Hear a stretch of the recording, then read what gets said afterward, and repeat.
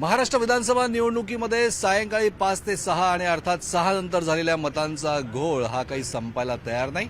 मुंबई उच्च न्यायालयात याच्यावर जोरदार स्खलन सुरू झालं। ॲडव्होकेट प्रकाश आंबेडकर ज्येष्ठ विधिज्ञ आपल्या सोबत आहेत। खरं तर यांनी आज बाजू मांडताना युक्तिवाद करताना जोरदार युक्तिवाद काही मुद्दे मांडले। व्यंकटेश नायक यांना 6 जानेवारीला केंद्रीय निवडणूक आयोगाने दिलेलं उत्तर हे धक्कादायक उत्तर म्हणून आजच्या या सुनावणीमध्ये समोर आलंय आणि अर्थातच या आजच्या सुनावणीमध्ये एक मोठं यश नेमकं झालेलं आहे की न्यायमूर्ती अजय गडकरी आणि न्यायमूर्ती कमल खाता या द्विसदस्यीय पीठानं एक महत्त्वाचा निर्णय घेतलेला आहे। ॲडव्होकेट आंबेडकर आपल्या सोबत आहेत। काय नेमका आज निर्णय घेतला त्यांनी?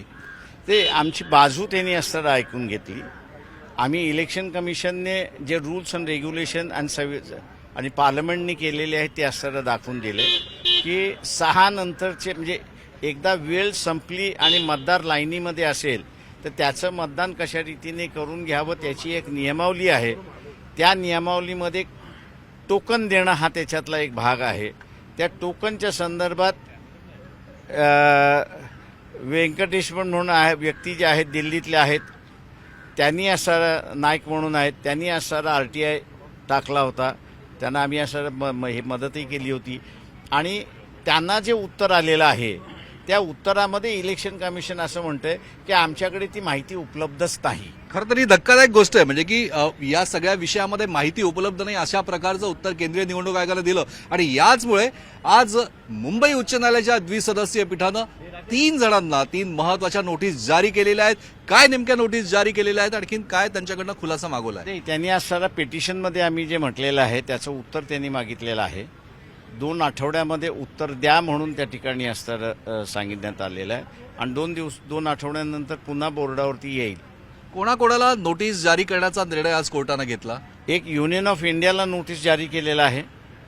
दुसरं जे आहे ते चीफ इलेक्शन कमिशनला नोटीस इश्यू केलेलं आहे आणि तिसरं जे आहे महाराष्ट्राचं इलेक्ट्रोल ऑफिसर जे आहे त्याला ते नोटीस इश्यू करण्यात आलेलं आहे। बाळासाहेब, एक मूलभूत प्रश्न म्हणजे सर्वसामान्य प्रत्येक मतदाराला हा पडतोय की हे संध्याकाळी 6 नंतर झालेल्या मतदानामध्ये घोळ आहे अशा प्रकारची जी याचिका चालू आहे, तुम्ही युक्तिवाद केलाय, तुम्हाला का असं वाटतं की यामध्ये काहीतरी त्रुटी आहे, चुका झाल्या आहेत? ते टोकन वाटणं हा त्याच्यातला असणारा सगळ्यात महत्त्वाचा भाग आहे।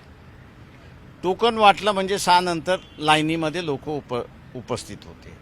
टोकन न वाटणं म्हणजे लोक लाईनीमध्ये उपस्थित होते की नाही हा प्रश्न उपस्थित राहतो।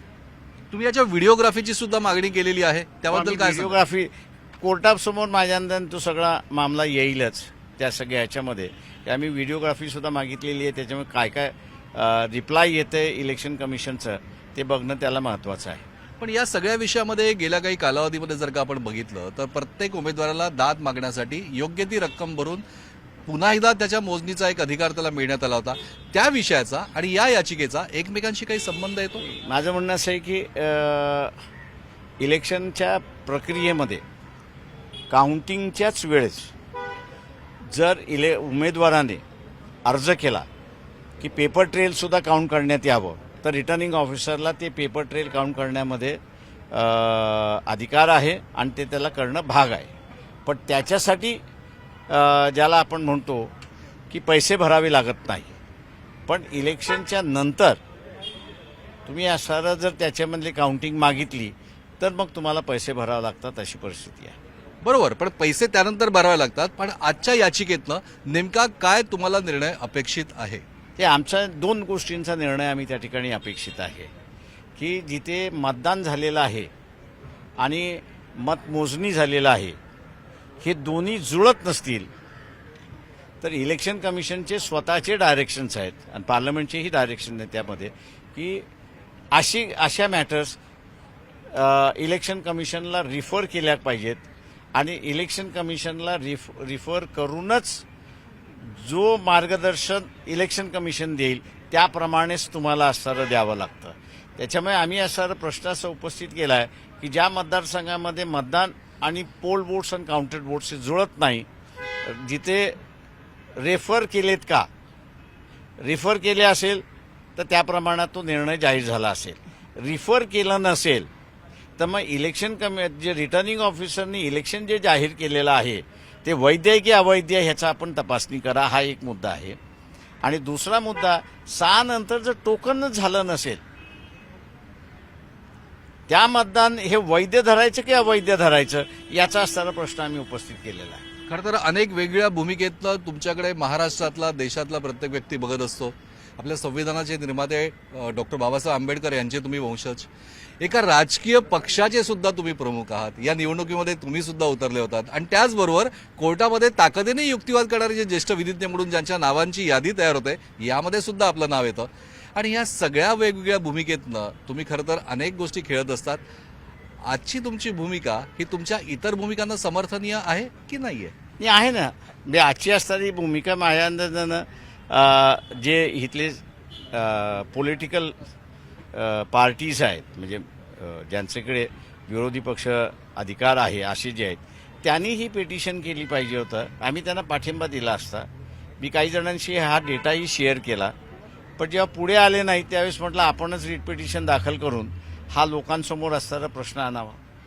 अत्यंत महत्वाचा मुद्दा आहे. खरं तर बाळासाहेबांचे शब्द हे अत्यंत मौलिक मानले जातात, पण राजकीय भूमिका ही वेगळी, पण कोर्टातली काळा कोट घातल्यानंतरची भूमिका वेगळी.